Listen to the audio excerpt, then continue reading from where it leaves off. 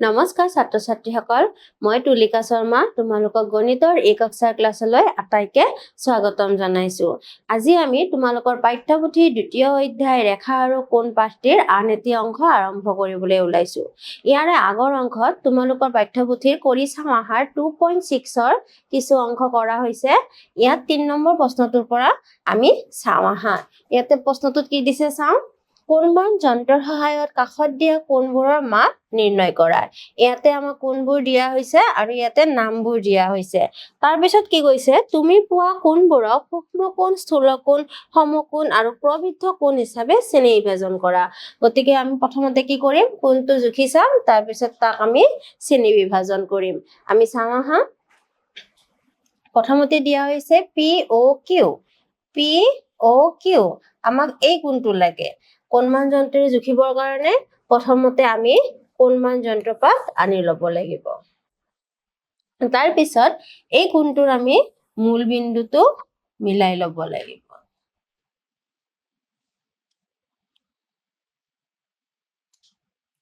তাৰ পিছত কিমান ডিগ্ৰীত আছে আমি চাই ল'ব লাগিব। আমি দেখিছো ইয়াতে 30, 25, 27। গতিকে আমি কি দেখিলো, POQ টো 27 ডিগ্ৰী কোণ। আৰু 27 ডিগ্ৰী কোণটো কি হয়, 0 ডিগ্ৰীতকৈ ডাঙৰ হয় আৰু 90 ডিগ্ৰীতকৈ সৰু হয়। গতিকে তেনেকুৱা কোণবোৰক কি নাম দিয়া হয়, সূক্ষ্ম কোণ। গতিকে এইটোক আমি কি ক'ব লাগিব, সূক্ষ্ম কোণ। ইয়াৰে পিছৰ কোণটো আমি চাওঁ আহা। ইয়াতে দিছে POR। POR এই কোণটো আমাক দিয়া হৈছে। আমি কোণমান যন্ত্ৰটো আনি প্ৰথমতে তাৰ জোখটো উলিয়াই লওঁ। আমি তাৰ কাৰণে মূল বিন্দুটো মিলাই ল'ব লাগিব। আৰু আমি দেখিছো কোণটো কিমান ডিগ্ৰী হয়, 90 ডিগ্ৰী। আৰু 90 ডিগ্ৰীৰ কোণবোৰক কি কোৱা হয়, আমি জানো কি কোৱা হয়, সমকোণ। ইয়াৰ পিছত কি কোণ দিছে আমি চাওঁ আহা। ইয়াৰ পিছত আমাক দিছে POS। POS এই কোণটো আমাক দিয়া হৈছে। আমি কোণমান যন্ত্ৰটো আনি লওঁ।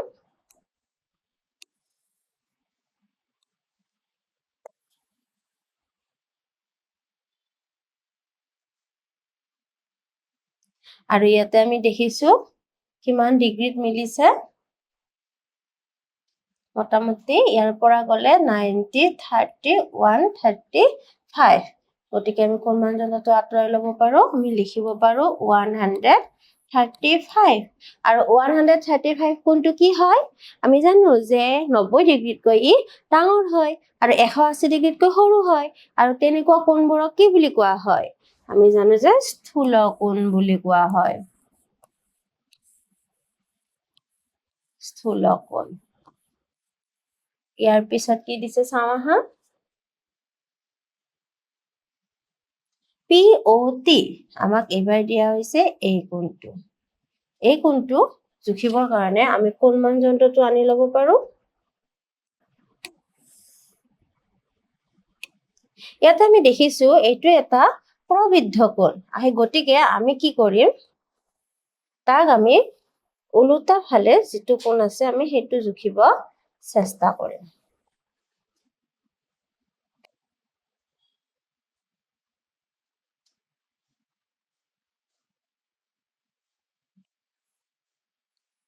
তাক আমি মূল বিন্দুটো মিলাই ল'ব চেষ্টা কৰিম।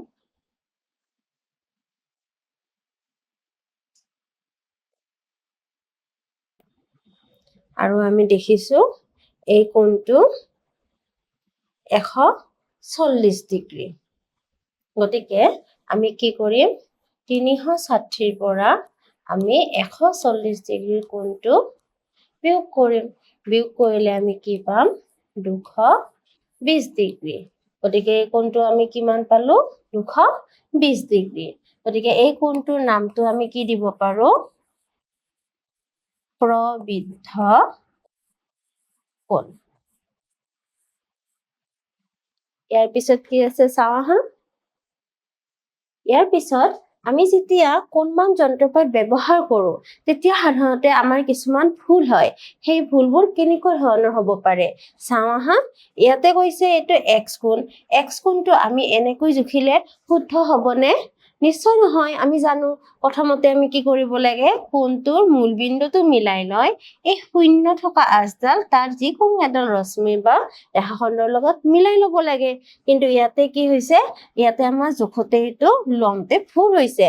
গতিকে এইটো কোণে 40 ডিগ্ৰী কেতিয়াও নুবুজায়। গতিকে এইটো লোৱাত আমাৰ ভুল হোৱা কাৰণে এইটো আমাৰ সঠিক আমি তাৰ জোখটো পোৱা নাই। ঠিক সেইদৰে ইয়াতে এই শূন্য এইডালৰ লগত এইটো মিলি আছে নে?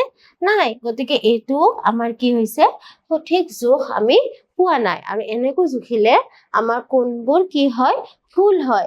তাক আমি সংশোধন কৰিব লাগিলে কি কৰিব লাগিব, ইয়াতে আমি শূন্যৰ লগত মিলাই ল'ব লাগিব। ইয়াৰ পিছত চোৱা, ইয়াতে কোণটো কি কৰিছে, এনেকৈ মিলাই লৈছে। এনেকৈ আমি 120 ডিগ্ৰী পালে নহ'ব। ইয়াৰে যিকোনো এটা ৰশ্মি আমি কি কৰিব লাগিব, এইটোৰ লগত মিলাই ল'ব লাগিব।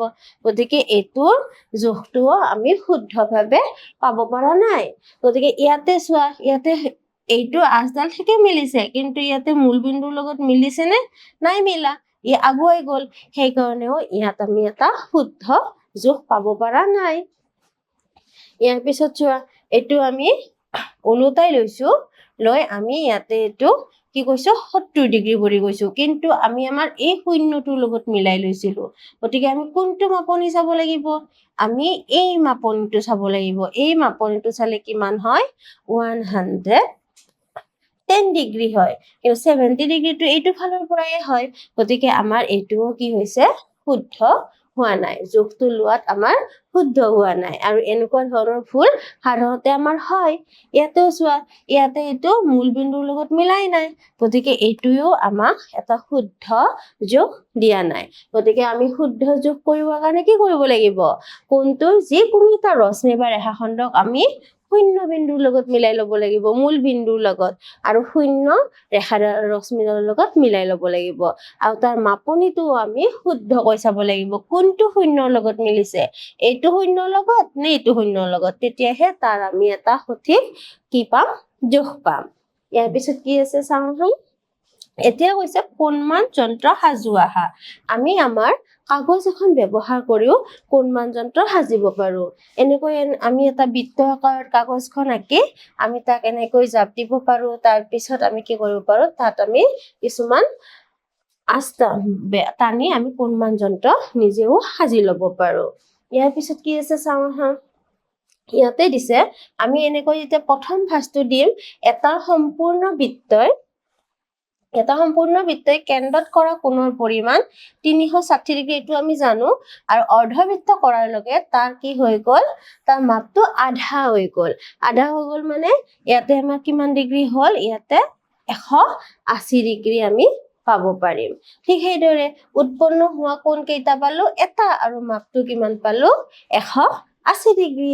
ঠিক সেইদৰে তাক যদি আমি দ্বিতীয়টো ভাঁজ দিওঁ, তেতিয়া অৰ্ধবৃত্তটোতো 180 ডিগ্ৰী কৰে বুলি আমি জানোৱে। তাক যদি আমি দুটা ভাঁজ দিওঁ, টোটেল বৃত্তটোৰ কিমান ভাগ হৈ গ'ল, 1/4। আৰু 1/4 আমাক কিমান দিয়ে, পৰিমাণ, কোণৰ মাপ কিমান দিয়ে, 90 ডিগ্ৰী। আৰু তাত কেইটা কোণৰ সৃষ্টি হ'ব, দুটা কোণৰ। গতিকে 90 ডিগ্ৰীৰ কোণ 180 ডিগ্ৰীত কেইটা হ'ব, দুটা হ'ব। তাৰ পিছত আমি চাওঁ, তৃতীয় ভাঁজটো যদি দিওঁ, তেতিয়াহ'লে এই কোণটো 90 ডিগ্ৰী আধা হৈ যাব। আধা হৈ গ'লে আমি কিমান পাম, 45 ডিগ্ৰী পাম। আৰু এইটো গোটেই সম্পূৰ্ণ বৃত্তটোৰ কিমান অংশ বুজাব, অষ্টমাংশ। আৰু ইয়াতে আমাৰ কেইটা কোণৰ উৎপন্ন হ'ব, 4টা। তাৰমানে আমি এনেকৈ যেতিয়া লৈছিলো কোণমান যন্ত্ৰটো আঁকিবৰ কাৰণে, তাক 180 ডিগ্ৰীত কেইটা ভাগ পালো, আমি এতিয়ালৈ 4টা ভাগ পালো। তাৰপিছত যদি আমি চতুৰ্থ ভাঁজটো দিওঁ, তেতিয়াহ'লে কিমান পাম, আমি 22.5 ডিগ্ৰী পাম। এইটো আমাৰ কিমান হৈ গ'ল, 16 ভাগৰ 1 অংশ হৈ যাব। আৰু আমাৰ কেন্দ্ৰত তাতে মূল বিন্দুত কেইটা কোণৰ সৃষ্টি হ'ব, 8টা কোণৰ সৃষ্টি হ'ব এনেকৈ আমি কি কৰিব পাৰো ভাঁজ কৰি গৈ আমি এটা কোণমান যন্ত্ৰ নিজে গঠন কৰি ল'ব পাৰো এতিয়া ইয়াৰ পিছত কি আছে চাওঁ আহা কোণৰ দ্বিখণ্ডক আমি যে কাগজখন ভাঁজ কৰি কোণটোক যে সমানে দুটা ভাগ কৰিছিলো সেই যে দুটা ভাগ কৰিছিলো হেতুক কি কোৱা হয় ওপৰৰ প্ৰতিটো ক্ষেত্ৰতে আমি কোণবোৰক শীৰ্ষবিন্দু সাপেক্ষে দুভাঁজ কৰি লৈছো প্ৰতিটো ভাঁজে আগৰ কোণক সমানে দুভাগ কৰিছে আৰু এনেকৈ কোণবোৰক আমি কি কৰিছো দুভাগ যে কৰিছো সেইবোৰক কোণৰ কি বুলি কোৱা হয় দ্বিখণ্ডক কৰা বা দ্বিখণ্ডন বুলি কোৱা হয় আৰু যিডাল ৰেখাই কোণটো সমানে দুভাগ কৰিছে তাক কি কোৱা হয় কোণৰ দ্বিখণ্ডক বুলি কোৱা হয় ওপৰত তুমি সজা কোণমান যন্ত্ৰটোত থকা কোণৰ দ্বিখণ্ডকবোৰ বিচাৰি উলিয়া আমি দেখিছো যে প্ৰথমতে আমি বৃত্তটোক দুটা ভাগ কৰি লৈছো তাৰ পিছত আমি 180 ডিগ্ৰী কোণ পাই গলো তাক আমি দুভাগ কৰোতে আমি কি পাই গৈছো 90 ডিগ্ৰী পাইছিলো গতিকে তাৰ কোণৰ দ্বিখণ্ডকটো আমি বিচাৰি পালো ঠিক সেইদৰে তাক যেতিয়া দুভাজ কৰিছিলো তেতিয়া আমি 45 ডিগ্ৰী পাইছিলো আৰু যিডাল মাজেৰে আমি ভাঁজ কৰোতে দেখিব পাইছিলো হেতুকে কি বুলি কোৱা হ'ব কোণৰ দ্বিখণ্ডক বুলি কোৱা হ'ব এতিয়া আমি আজি মূল্যায়নৰ ফালে আগবাঢ়ো আহা প্ৰথম মূল্যায়নত কি দিছে যিডাল ৰেখাই কোণটোক সমানে দুভাগ কৰিছে তাক কোণৰ ডেশ বোলে আমি এইমাত্ৰ পঢ়িলোৱে কোণৰ কি বুলি কোৱা হয় সমদ্বিখণ্ডক বুলি কোৱা হয় আৰু নামটোতে আমি তাৰ অৰ্থটো বিচাৰি পাওঁ দ্বিখণ্ডক মানে দুটা খণ্ড কৰা সম মানে সমান গতিকে সমানে দুভাগ কৰা কি বুলি কোৱা হয় সমদ্বিখণ্ডক বুলি কোৱা হয় ইয়াৰ পিছত কি আছে চাওঁ আহা এটা বৃত্তৰ 1/4 কেন্দ্ৰত কৰা কোণৰ পৰিমাণ কিমান হ'ব এটা বৃত্তৰ কেন্দ্ৰত কিমান ডিগ্ৰী কোণ থাকে আমি আগতে পাই আহিছো 360 ডিগ্ৰী তাক যদি আমি 4টা ভাগ কৰি তাৰ এটা অংশ লওঁ আমি কিমান পাম আমি এইটো দেখিছো যে 90 ডিগ্ৰী গতিকে আমি 1/4 কিমান পাম 90 ডিগ্ৰী পাম নিশ্চয় তোমালোকে বুজি পাইছা আজিলৈ এইখিনিয়ে ধন্যবাদ